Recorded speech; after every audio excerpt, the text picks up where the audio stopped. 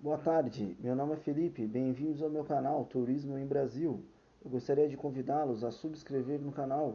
Siga-me no Twitter, Instagram e no Facebook. Não esqueça, ative as notificações no sininho, deixe seu like no joinha.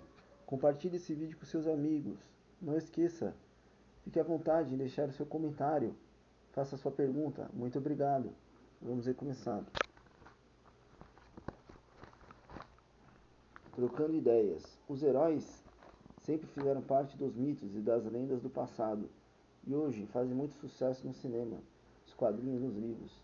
Você acha que a criação de heróis é uma necessidade do ser humano? Por quê?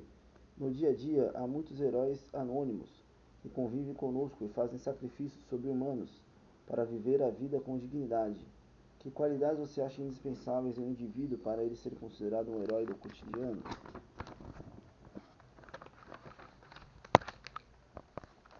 Produção de texto. Seguindo as orientações do professor, escolha ao menos uma das propostas que segue e desenvolva. Os textos que você e seus colegas produzirão farão parte de um livro de histórias ou de uma revista de histórias em quadrinhos que entregará a mostra Heróis de Todos os Tempos, proposta no capítulo intervalo dessa unidade. Como você viu nessa unidade, os heróis não são apenas aqueles que se destacam por feitos exemplares, excepcionais ou superpoderes que têm. Os heróis também habitam anonimamente o mundo em que vivemos. São pessoas simples, comuns, mas com uma grandeza interior que ultrapassa as qualidades físicas de qualquer super-herói. Pense em uma pessoa das suas relações que você considere um herói do cotidiano, seu pai, sua mãe, seu avô, sua avó, um tio, um amigo adulto. Lembre-se das características físicas e psicológicas dessa pessoa e de como ela enfrenta os obstáculos que o dia a dia impõe. Narre um episódio marcante que tenha tido a participação de pessoa, o que demonstre por que você a considera um herói. Crie um texto intitulado O Herói que Eu Quero Ser. Invente uma personagem, homem ou mulher, que seja um super-herói. Pense em sua origem, seus poderes, roupas e apetrechos. Nome, pontos fracos, inimigos, se tem companheiro ou não. Depois imagine esse super-herói vivendo uma aventura nos dias de hoje. Qual obstáculo ele terá de vencer? Que vilão ele terá de enfrentar? Quais poderes utilizará para alcançar seu objetivo? Que fim terá o vilão? Narre essa história. Imagine um final surpreendente para ela. 3. Escolha um super-herói das histórias em quadrinho ou invente um super-herói. Depois, aproveitando as orientações da proposta 2, crie uma história em quadrinhos e narre a aventura desse super-herói. Planejamento do texto. Leve em conta o perfil dos leitores, que serão colegas de sua classe e de outras, professores, funcionários da escola, pais e outros convidados para a mostra proposta no final da unidade. Considere que a personagem principal da narrativa deve agir como herói, ter características especiais. Crie um narrador do tipo observador ou um narrador protagonista.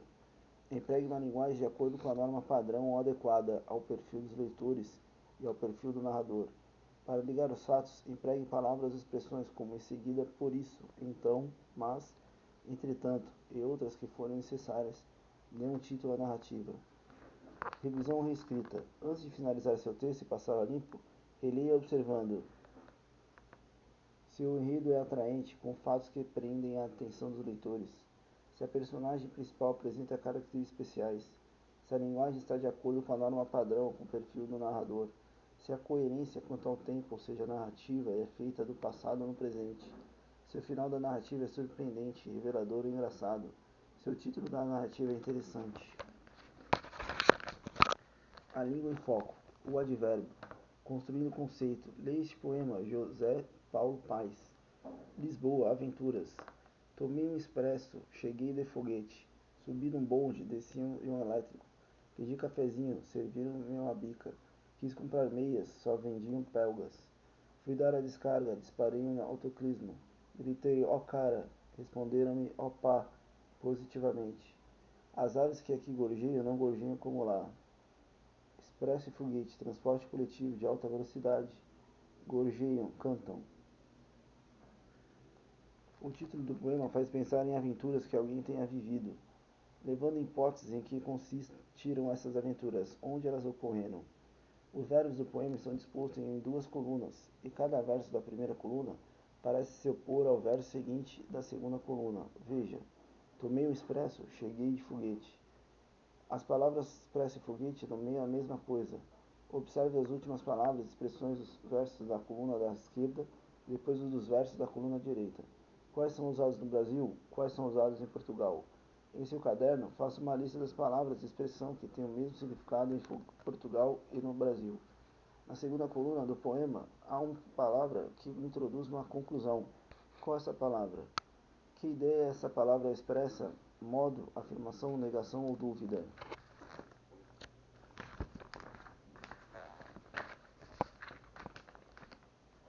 O último verso do poema é a reprodução de um trecho da Canção do Exílio, poema do poeta maranhense Gonçalves Dias, 1823 a 1834. Leia o box A Canção do Exílio e depois responda. Nos dois últimos versos da Canção do Exílio, há duas palavras que indicam o lugar. Quais são elas? A que lugares essas palavras se referem, respectivamente? Canção do Exílio. Gonçalves Dias escreveu a Canção do Exílio quando vivia em Coimbra, em Portugal, onde estudava direito. Por estar fora do Brasil, o poeta se sentia triste, solitário, exilado. O poema tornou-se uma espécie de símbolo da identidade nacional de alguns de seus versos. Foram incluídos no hino nacional brasileiro. E os versos iniciais do poema: Minha terra tem palmeiras, onde canta sabiá. As aves que aqui gorjeiam, não gorjeiam como lá. No poema Lisboa, Aventuras, o final tem o mesmo sentido que na Canção do Exílio e justifica sua resposta. Conceituando. Ao responder às questões anteriores, você empregou palavras que indicam as circunstâncias em que ocorreram as ações. Além das circunstâncias de lugar, aqui e lá, e afirmação positivamente, há muitas outras. Observe. Lugar. Ele aventurou-se em Lisboa. Tempo. Às 6 da manhã pediu um cafezinho. Causa. Morrendo de frio, quis comprar meias. Modo. Ouvia cuidadosamente o que os portugueses diziam. Meio. Chegou de trem. Instrumento. Escrevia com giz as respostas dos colegas. Afirmação. Vou sim viajar em Lisboa. Negação. A ave na gaiola não cantava mais.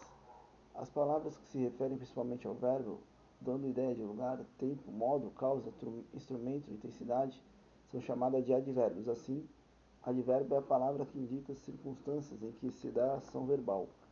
Quando temos duas ou mais palavras com valor de advérbio, por exemplo, a uma hora, de forma de fome, mesa, nós as chamamos de locuções adverbiais. Os advérbios e as locuções adverbiais são classificadas de acordo com seu valor semântico, com o sentido que apresentam ou a circunstância que indicam. Eis um dos valores semânticos dos advérbios e das locuções adverbiais. Tempo, hoje, ontem, amanhã, sempre, nunca, jamais, na semana passada, daqui a 2 anos.